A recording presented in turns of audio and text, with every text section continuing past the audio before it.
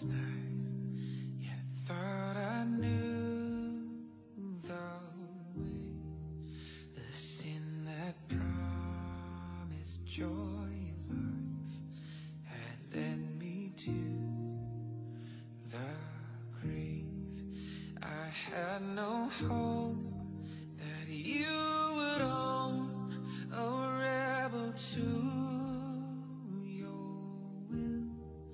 And if you had not loved me first, I would refuse you still.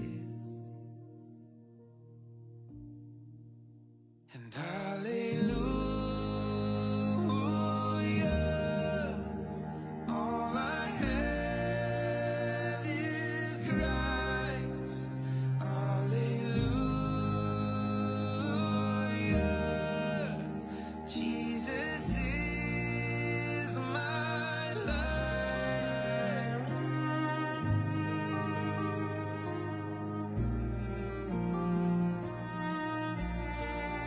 But as I ran my hellbound race, indifferent to the cause, you looked upon my helpless state and led me to the cross.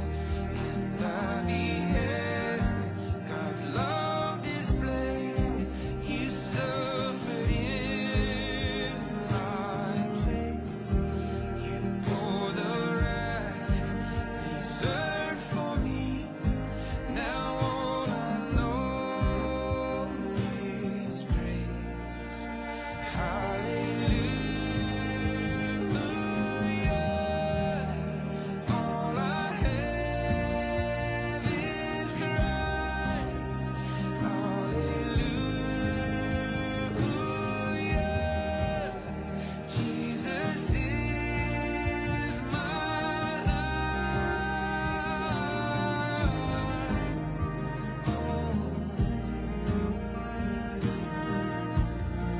He is my I'm not my own. I'm not my own. Now, Lord, I would be yours alone and live so all might see the strength to follow your commands could never come from me. Oh, Father, use my ransom life in any way you choose, and let my song forever be my only boast is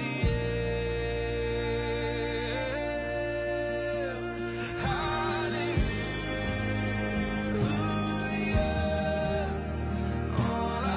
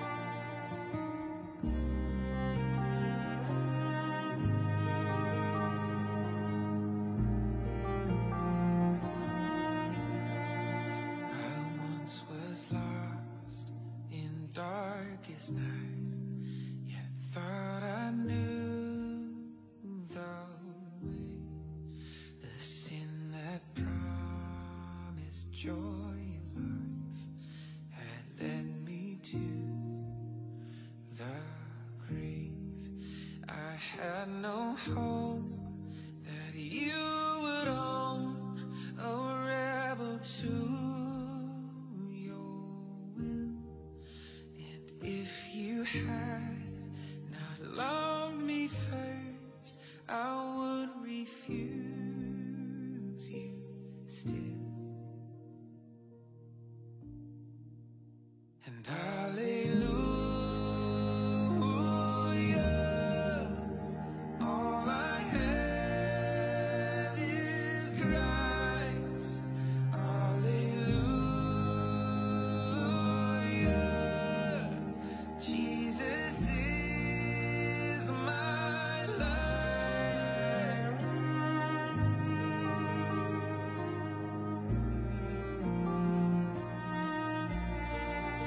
But as I ran my hellbound race, indifferent to the cause, you looked upon my helpless state and led me to the cross. And I beheld God's love displayed. You suffered in my place. You bore the wrath reserved for me. Now all I know is praise. Hallelujah, all I have is Praise. Hello po. So, good afternoon. Welcome po ulit sa ating daily Bible study. So, good afternoon, no? So, magpapatuloy po tayo. And para po sa kaalaman ng lahat, tayo po ay nag-aaral sa Book of John. So, sino-survey po natin yung buong New Testament as much as possible. Binabasa natin siya in a chronological manner. Pag sinabi natin chronological, yung pagka-sunod-sunod po na pagkakasulat. So, next time, magugulat kayo, magja-jump tayo ng chapter 13, tapos babalik ng chapter 4. May mga ganun palang ano, no? May mga ganung pagkaka-arrange, no? So, ayun, praise God kasi meron naman mga resources na ating nakita, nalaman, na makakatulong din talaga sa atin. So, we praise God for that. Sige, so bago tayo magsimula, babasahin natin muli yung teksto para makita natin yung konteksto. Okay? So, basahin po natin mula sa verse 39. Basahin natin yung hanggang 42 po ulit. Okay? 42. Sige, so request ko si Zoe. Ay, si Arshan pala. Si Zoe, lagi ko na rin nakakausap. Sige po, Ate Zoe, ikaw na muna. Sige, Ate Arshan. 39 to 42 lang.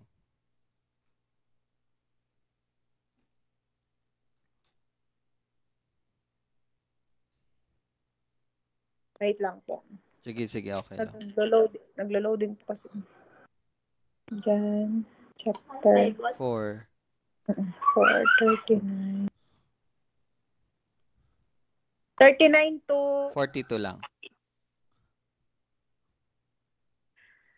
At marami sa mga Samaritano sa lungsod na iyon ang sumampalataya sa kanya dahil sa sinabi ng babae na nagpatotoo. Sinabi niya sa akin ang lahat ng mga bagay na aking ginawa. Kaya nang dumating sa kanya ang mga Samaritano, nakiusap sila sa kanya na manatili sa kanila. At siya'y nanatili roon ng 2 araw. At marami pang sumampalataya sa kanya dahil sa kanyang salita. Sinabi nila sa babae, "Ngayoy sumampalataya kami, hindi dahil sa iyong sinabi, sapagkat kami mismo ay nakarinig at nalalaman naming ito nga ang tagapagligtas ng sanlibutan." Amen. So, yun po ang salita ng Panginoon. Tayo po ay manalangin muna. Panginoon, kami po ay patuloy na pagpupuri sa iyo at nagpapasalamat at patuloy na inaalala na ang lahat ng ito ay ayon lang po sa iyong biyaya. Kami po ay iyong inibig at ikaw po, Lord, ang dahilan kung bakit po kami nananatili dahil ikaw nag-iingat sa bawat isa. Patuloy mo pong paalalahanan muli ang bawat isa, Panginoon, na ito ay patungkol po, Lord, sa iyong pag-ibig, sa iyong ginawa, sa iyong ginagawa, at sa iyong gagawin na pagsasakatuparan po ng iyong itinakda na mula pa man sa kawalang hanggan. Maraming salamat, Panginoon, dahil ikaw ang tunay na Diyos, ikaw lamang po ang siyang tapat, at ikaw ang totoo. At salamat, Panginoon, dahil ang banal na Espiritu ang siyang nagtuturo at naghahayag at nagpapaliwanag sa amin ng iyong salita. Tunay nga na ito ay magpapalakas sa bawat isa, magtatama sa mga nagkakamali, magsasaway, at magtutuwid upang ang bawat isa ay manatili at lumago bilang kabilang sa isang katawan, sa isang iglesia, na ang ulo ay ang Panginoong Hesukristo. Salamat, Panginoon. Ito aming panalangin sa pangalan ni Jesus. Amen. Okay po, no? So, kahapon natapos po natin yung verse 39 tsaka yung 40, and natutunan po natin doon yung kahalagaan po talaga na bilang isang niligtasan ng Panginoon, it is our joy, kaligayahan po natin din at kasabikan para sa bawat isa sa atin ang ihayag ang Kristo.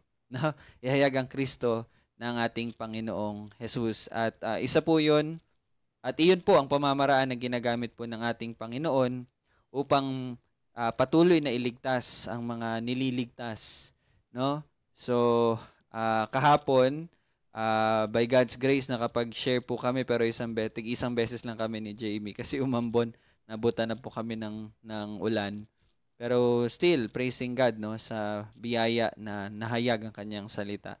So ngayon, magpapatuloy po tayo sa verse 41 at makita po natin yung biyaya ng Panginoon dito, no? At may malalaman din po natin dito yung isa sa mga karakter na makita natin sa mga niligtas po ng Panginoon. And ito, hindi na to bago sa atin. So I think ito po ay magiging paalala sa atin. So sabi nga dyan sa verse 40, kung babalikan po natin, sabi, kaya nang dumating sa kanya mga Samaritano, nakiusap sila. No? Nakiusap. Makita niyo po dito yung desire talaga nila to know and para makilala po talaga ang Kristo. And by this time, hindi pa nila siguro alam yung pangalan kasi nga, hindi naman po nabanggit, no? So we can assume na hindi nabanggit yung pangalang Jesus, but they know na may isang lalaki, gaya nga ng pagpapatotoo ng Samaritana, na may isang lalaki na nagsabi ng lahat ng kanyang ginawa. So, pumunta sila. So, I think ito pa ay totoo ding nangyayari talaga sa mga binuhay ng Diyos sa pamagitan ng Espiritu Santo. Magkakaroon talaga tayo ng desire. Kasi dito po magsisimula Dito talaga magsisimula. Ito yung drive kasi natin, yung desire. Kasi kung wala naman po talagang desire sa atin, how can we seek before God? 'Di ba? Hindi naman talaga natin siya alamin, kikilalanin, and so I'm praising God kasi nandito po kayo, and I believe yan po isa sa pagbibigay ng pagpapakita na binigyan talaga ang bawat isa sa atin ng desire na makilala siya. 'Di ba? So may desire po ba kayo makilala siya? So I believe all of us will say yes, no? So we praise God for that kasi kahit po yung desire na yon, no, in Reformed theology, and we believe na nababasa at natutunan talaga natin yung sa salita ng Panginoon. Siya po ang gumagawa sa atin, no? Even yung pagnanais, no? Siya yung gumagawa niyan sa atin. He creates na ganong pagnanais po sa ating mga puso.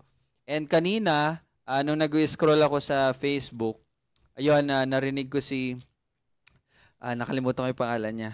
yun ata si John Owen, and hindi ko lang sure kung yun ba si John Owen.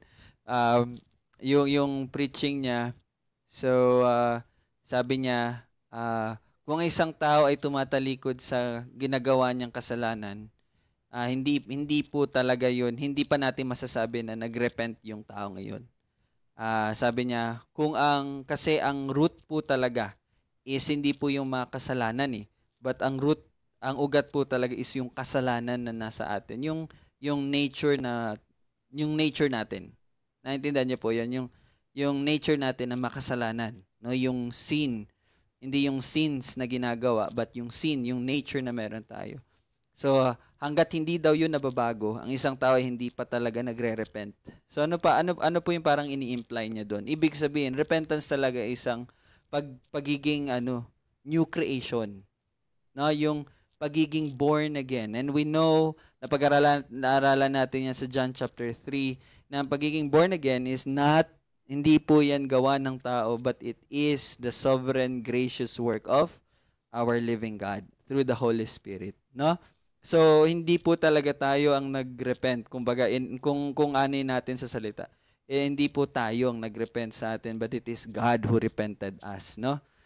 So, kaya salamat talaga sa Kanya. No? And, yun po, isa sa resulta noon is yung pagkakaroon natin ng pagnanais. Kasi yan yung resulta, yun yung bunga ng bagong puso na binigay sa atin ng Panginoon. Ang atin na pong ninanais is yung mga spiritual na bagay. Kasi new creation na no? Bagong nilalang na tayo eh. Kumbaga yung inclination natin, natatandaan niyo po yung inclination, yung Sunday school, hindi na sa kaliwa, nasa kanan na tayo, nasa tama na, no? And so ibig sabihin nun, meron na tayong kakayanan na gawin ang kalooban ng Diyos kasi we are a new creation. Nandun na yung inclination natin. Naintindihan niyo po, yun yung freedom na binigay sa atin na we are malaya na tayo mula sa pagkakaalipin natin sa kasalanan. Ibig sabihin yung inclination natin, malaya na tayo. But our freedom is upang gawin at sundin ang kanyang kalooban. So we praise God for that. Makita nyo, yun nga, sabi ko kanina, it is sovereign gracious work ng ating Panginoon. No? And so makita nyo po dito yung unang indication or unang parang bunga ng binigyan ng bagong puso ng Panginoon, sila'y nakiusap. No? Sila'y nakiusap na sa Kanya na manatili sa kanila. And anong nangyari? At ang ating Panginoon ay nanatili roon ng 2 araw. No? 2 araw. So, wala na akong magiging comment dyan sa 2 araw. So, basta yun yung binigay ng ating Panginoon. For 2 days, no, nagstay po ang Panginoon. So, anong ginawa? Tinuruan po ng Panginoon sila. So, may kita natin yan sa verse 41. Tingnan niyo po nangyari. At marami pang sumampalataya sa Kanya. So, ibig sabihin, yung grupo na pumunta doon, nadagdagan, or pwedeng yung grupo na pumunta doon, yung iba hindi talaga pa nananampalataya, parang naging curious lang, pwedeng ganon. Pero nung narinig na nila po yung salita ng ating Panginoon, sila po'y naniniwala. So nadagdagan, marami pang sumampalataya sa Kanya dahil sa Kanyang salita. No, dahil sa Kanyang salita. So ganito po kahalaga ang pagkilala sa ating Panginoong Hesus. Ganito kahalaga po yung salita. And so siguro para magkaroon naman tayo ng interaction, matatanong ko po sa inyo, ano yung nagiging epekto ng pag-aaral ninyo, pagbabasa ninyo ng salita ng Diyos? Ano po yung nagiging epekto nun po sa inyo?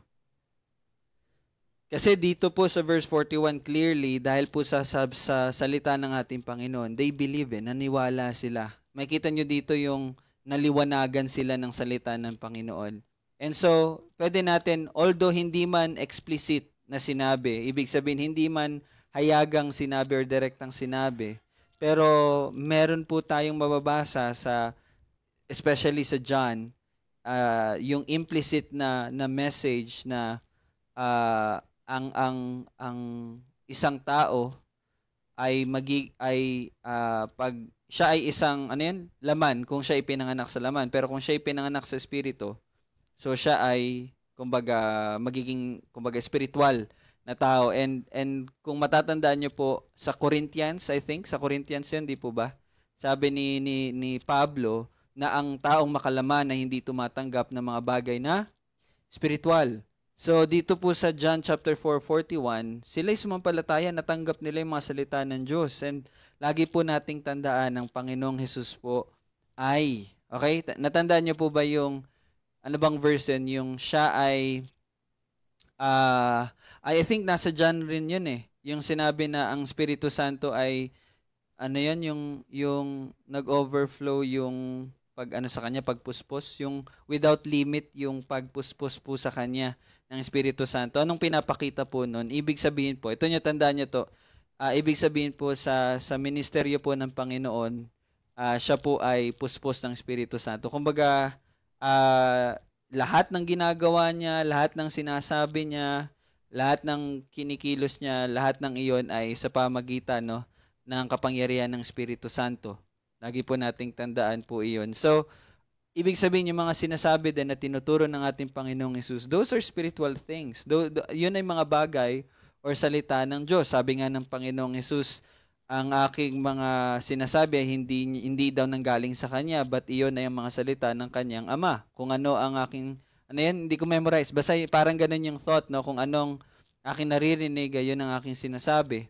So may kita nyo na yung mga bagay na salita niya dito is mga spiritual na bagay. Yun ay galing sa Diyos Ama. And yun ay tinanggap nila. Yun ay sinampalatayanan nila. And again, walang taong makalaman ang tumatanggap ng mga bagay na spiritual. So may kita po natin dito na sila po ay nakatanggap, sila ay sumampalataya.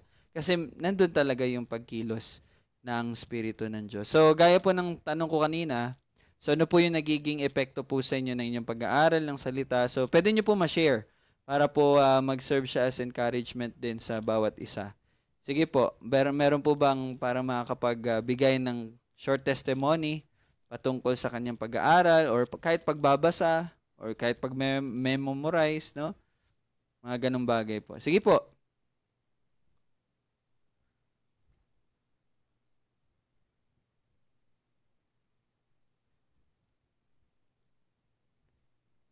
Sige, Jamie, ikaw muna.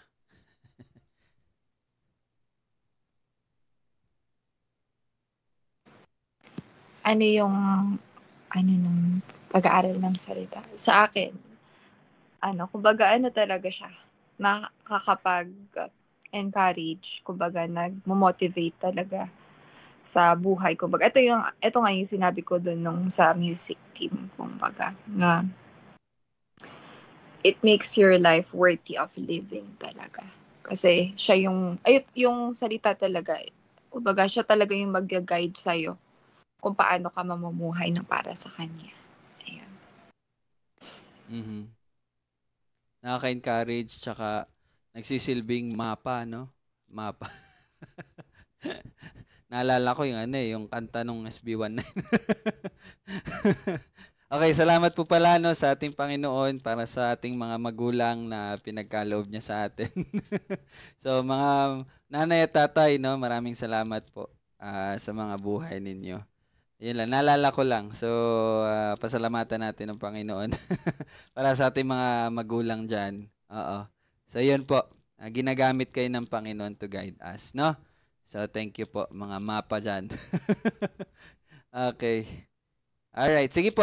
Anyone, baka may ma-share din po kayo or siguro aside from encouragement, baka meron sa ating, alam niyo yun, yung mga tinatama, sinasaway sa pamagitan ng salita. Yung mga ganun po ba, Kumbaga, gusto ko lang po din tanungin kayo para maging patotoo din sa atin, sa bawat isa, even sa mga makakapanood nito na tunay talaga na ang salita ng Panginoon ay kinasihan ng Diyos at mapapakinabangan sa pagtuturo, pagsaway, pagtutuwid at sa pagsasanay upang ang tao ng Diyos ay maging ganap na sasangkapang lubos sa lahat ng magagawang, sa lahat ng mabubuting gawa.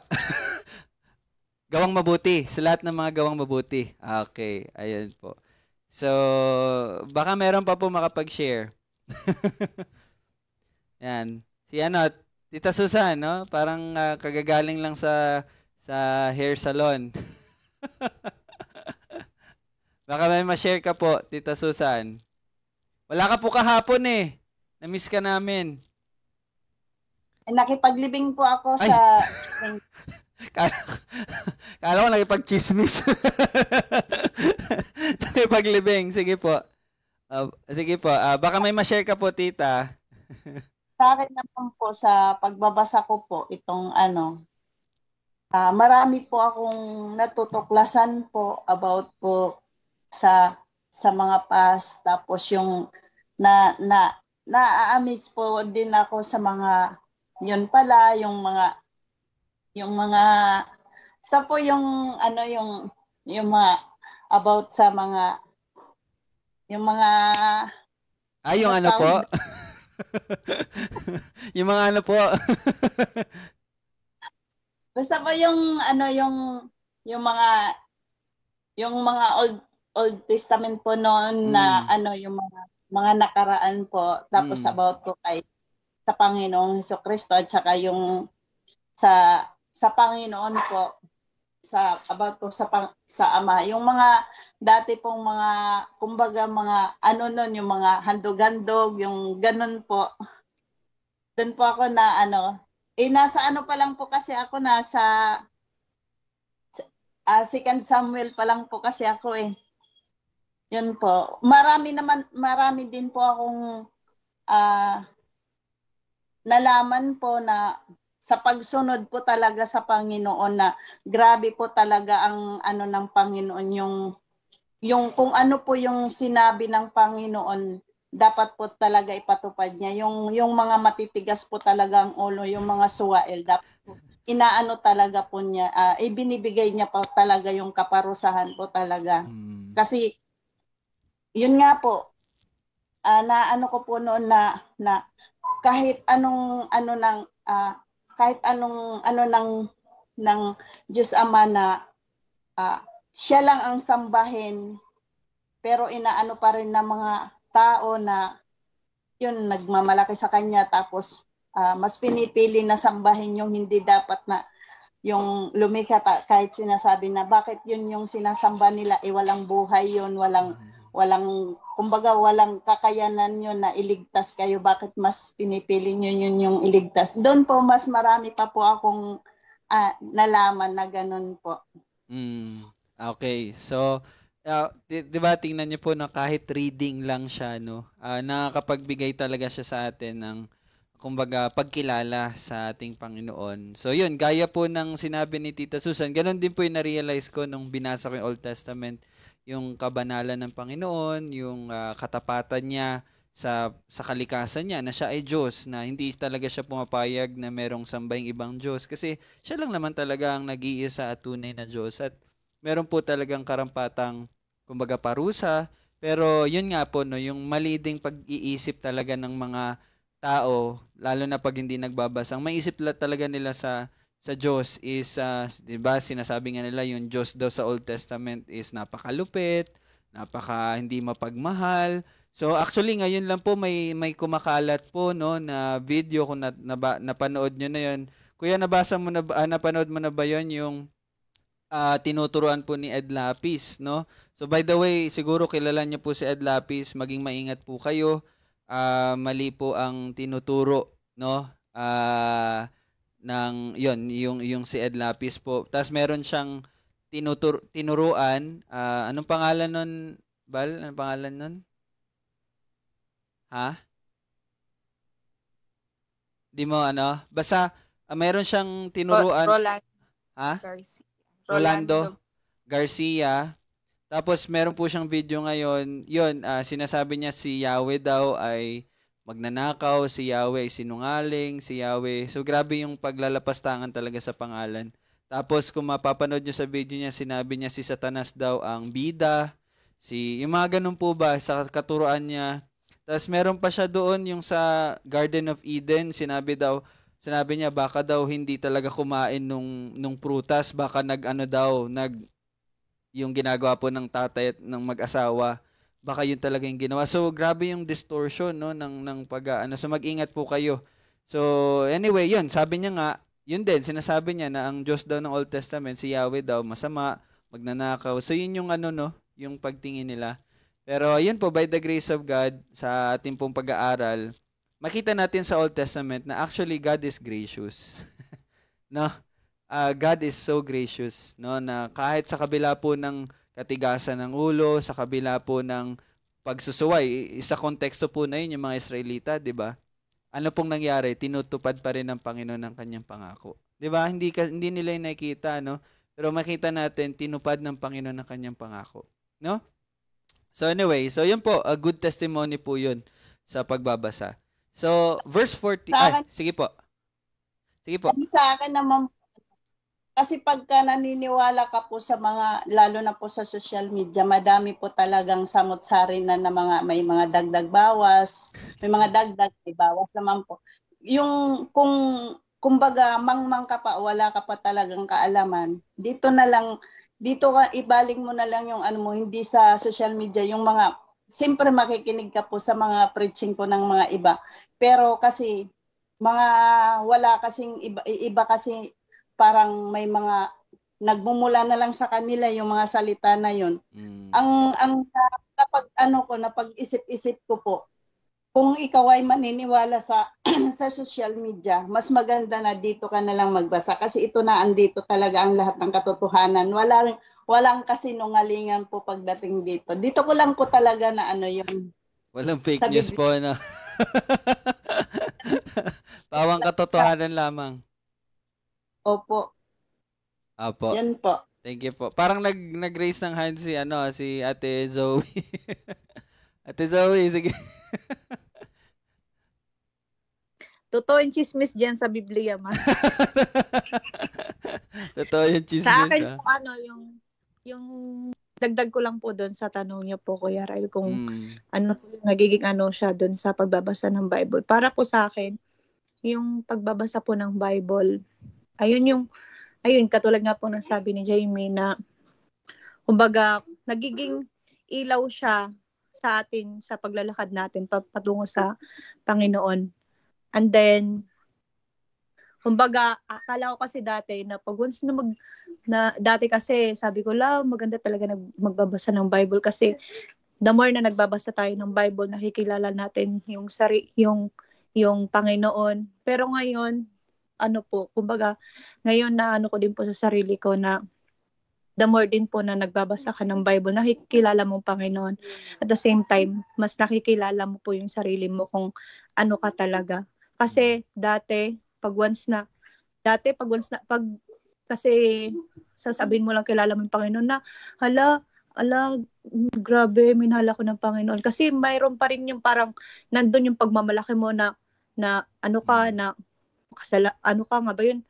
inibig ka ng Panginoon, ganyan. Kumbaga parang nandun ang Panginoon yung lumapit sa'yo. Pero pagdating pag makilala mo yung sarili mo, makikilala mo talaga na ganto ka, kumbaga dapat wala kang dapat ipagmalaki sa Panginoon. Ayun po, sa pagbabasa ko po ng Bible, ayun yung ko na yung karunungan is yung makilala mo yung Panginoon at makilala mo din kung sino ka. Opo, totoo po yun. Kasi, yun po yung kagandahan. Kasi sa pagkakilala natin ng tunay na Diyos, nakikilala din natin yung tunay natin na kalagayan, tunay natin na kung sino tayo. Kasi nga, mahirap po talaga ma-appreciate. Mahirap din talaga natin, for example, hindi natin mauunawaan ng labis-labis yung pag-ibig niya kung hindi natin maunawaan kung ano yung kalagayan at kung sino po tayo. So tama po 'yun, no? And yun yung maganda po na tamang resulta is makita mo talaga na walang-wala talaga tayong ipagmamalaki, no? Yun po talagang pinaka bagay na makikita natin doon. Kaya nga, yun nga, siguro kung natatandaan niyo po yung Matthew 5, no, yung Beatitudes, no? 'Di ba? Dati hindi natin maunawaan. Ano ba ibig sabihin ng kung mahirap ka? 'Di ba? Yung mga ganung bagay. Pero ngayon, naunawaan natin na ano talaga, yun nga yung sinabi ni Ate Arshan kanina na may kita mo 'di ba, mapalad ang taong 'di ba nakakaunawa ay kumbaga nakikita na siya ay mahirap, siya ay walang-wala, siya ay nangangailangan talaga. So yun po talaga dapat ang mangyari. Kumbaga once na meron na talaga tayong mataas na pagtingin sa Panginoon, doon na din natin makita yung kababaan natin. Na in which maganda siya, yun yung tama talagang maunawaan natin. Pero kasi sa mundo, ano pong nangyayari? Yun nga, ang itinataas yung tao, hindi ang Panginoon. Kaya nga yung sabi ni kanina ni Atarshan, di ba yung salitang, wow, grabe si Lord. Hindi natin namamalayan, nagbibigay na pala tayo ng mataas na pagtingin sa atin kasi, wow, grabe ako kasi inano ako ni Lord. Parang ganun po na pag-iisip, no? Kaya, yun po, we praise God kasi sa kanyang salita, no, gaya po sa 41, sa kanyang salita, tayo po ay sumampalataya, tayo po ay naunawaan, nakita natin yung katotohanan. So again, lahat po ng iyon ay biyaya lang po ng Diyos. So pasalamatan po natin lagi ang ating Panginoon, no? So siguro dito po muna tayo magtatapos, no, kasi 4:35 na. Nandyan nata si Kuya, baka may dagdag, no, si Kuya, Ma'am, Dad, or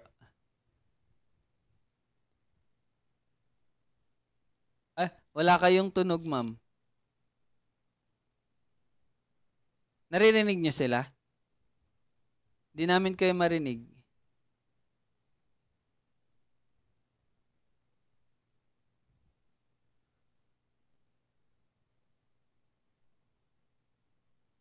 Hello? Yan, okay na.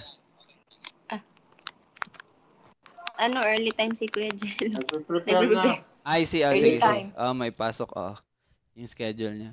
Okay, sige. So, yun po, dito muna tayo magtatapos. So, verse 42 bukas. Patuloy natin 42, 43 hanggang 46 ata. Titingnan po natin yan. Okay po.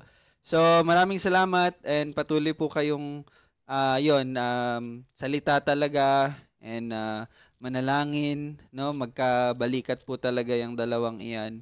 And syempre, yung pagtupad, no? Yung pagtupad po talaga. Sige, so tayo po'y mag-closing prayer. So pwede ba i-request natin si Brother Jess? Paki-close po sa prayer. Para hindi masyadong kasi pag daddy tinatawag ko, parang so Brother Jess muna. Sige po. Okay, let us pray. Panginoon, salamat po sa hapong ito, sa mga natutunan namin. Tanging sa iyo lamang talaga manggagaling ang katotohanan na dapat naming malaman. Salamat, Panginoon. Ito ang aming panalangin sa pangalan ni Jesus. Amen. Amen. Dad, 6 p.m. Dada, sali tayo doon sa Sige. Sabihan ko rin si Tito Bong. Okay. Bye-bye po. God bless. Ingat po kayo.